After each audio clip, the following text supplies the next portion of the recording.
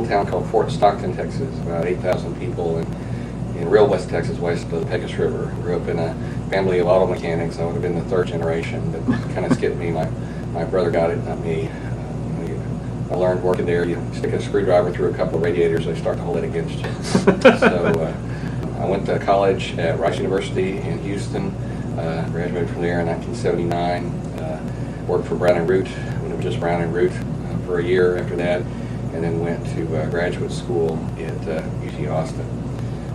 Kind of the way I got into civil engineering was sort of based on how Rice ran their educational choices. In my little town, the only engineers we had went through on a train because it's a small kind of oil patch place, so we didn't really know a whole lot about what our opportunities were. When I went to college to Rice, when you start off there back in the 70s, you had two choices.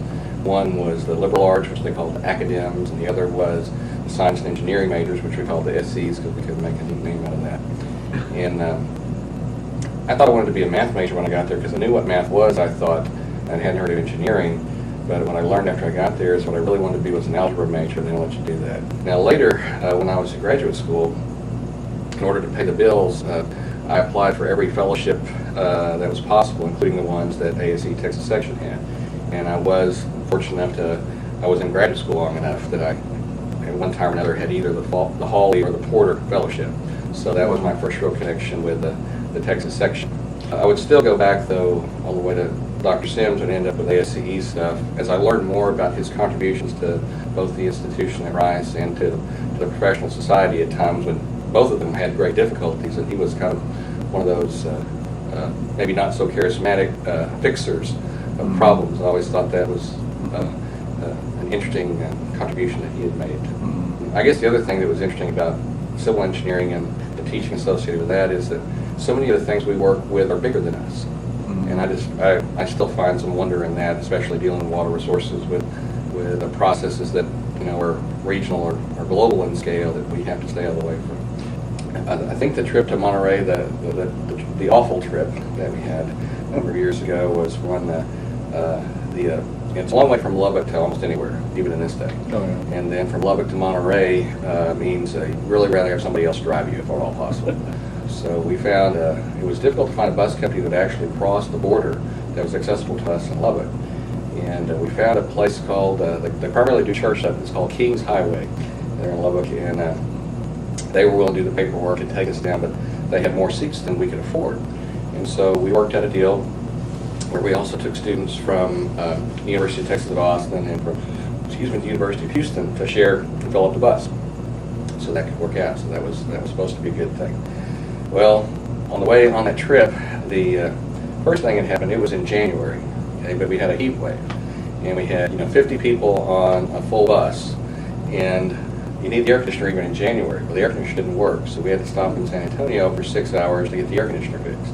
Okay, 6 hours sitting in a parking lot out of UTSA where we were allowed to park.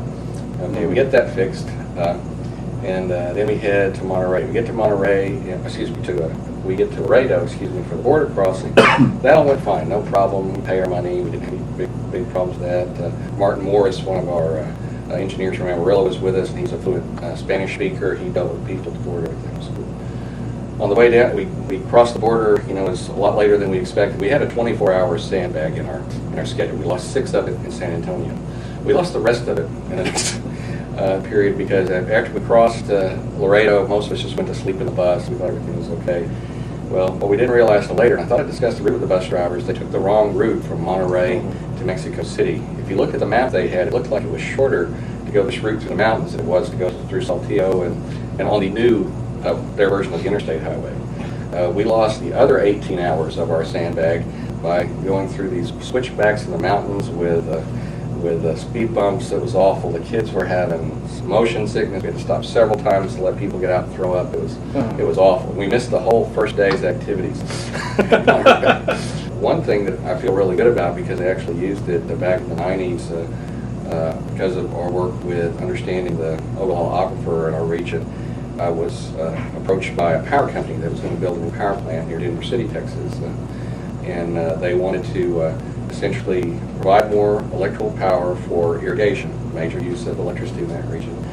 They knew that they were going to need water to cool their power plant, it was a natural gas power plant, but they didn't want to have any more impact on the aquifer than the farmers they would be displacing with the property they needed. And so we did some field work to look at the local capacity of the aquifer. We did modeling for to predict how many wells they would need and how drawdown would take place over the life of the mortgage for the plant. And it was I believe it was a $200 million, 500 megawatt plant when it was first built. And they actually used what we said.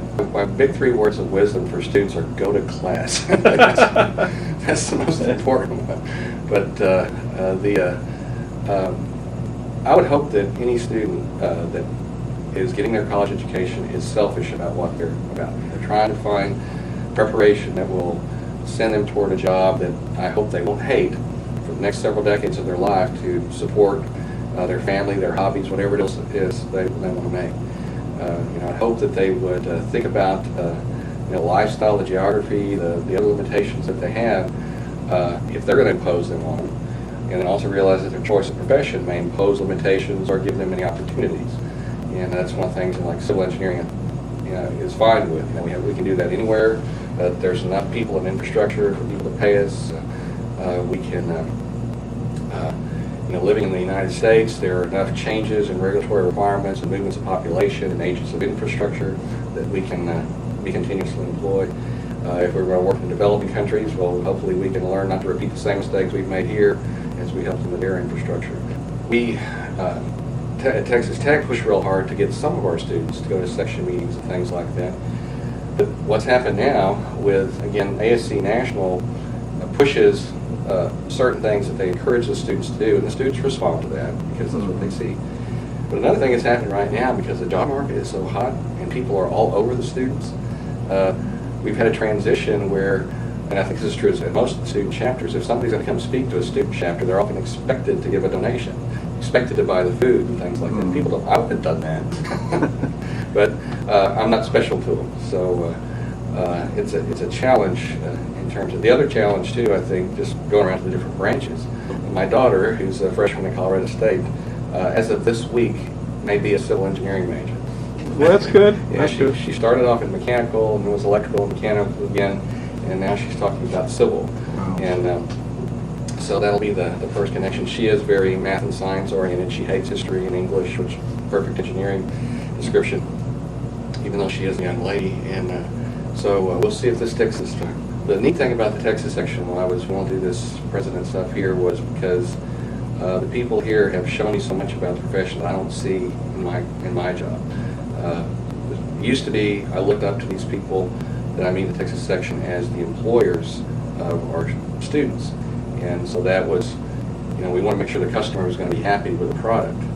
Now I'm old enough that some of these employers used to be my students, and everybody said that would happen, and it's really neat to see that.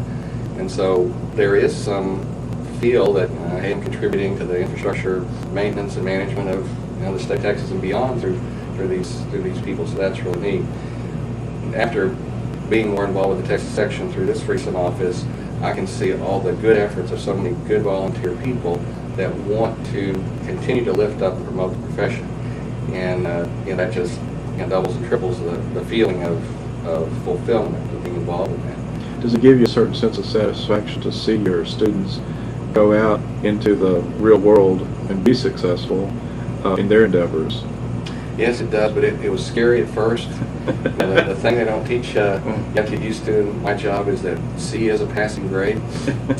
And the other thing that many people say is that the world is run by C students. And what you have to recognize is that sometimes a kid with straight A's, they like everything black and white. The answer's in the back of the book. I can check it. I know I got it right. They can be done with one. But those kids sometimes get uncomfortable in our design courses where the answers are open-ended. Often the kids who struggled in their early mechanics courses and their GPAs aren't so high, by the time they get to the advanced courses, they start to do better. One, the fundamentals keep repeating and they finally stick. And then two, when it gets to design problems, they don't have any trouble thinking outside the box because they were never in the box. What I would hope, what I sense after watching this for for the last several years, is that there's some true believers in National who want to set the bar so high for the curriculum requirements that we just can't meet it in 4 years and force us to go to 5. We have a 5-year degree program in environmental engineering at Texas Tech, and it's good for some people, but not for everybody. Yeah.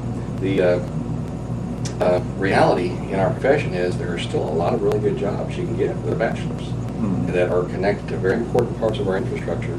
And a lot of people might go for masters later, but there's the construction business where all the money isn't necessarily driven by that, and there's all sorts of challenges. So what I would hope is, as we have this kind of uncomfortableness in terms of how accreditation and these licensing issues are discussed, that people will listen to each other and realize there's not a one size fits all answer. Yeah.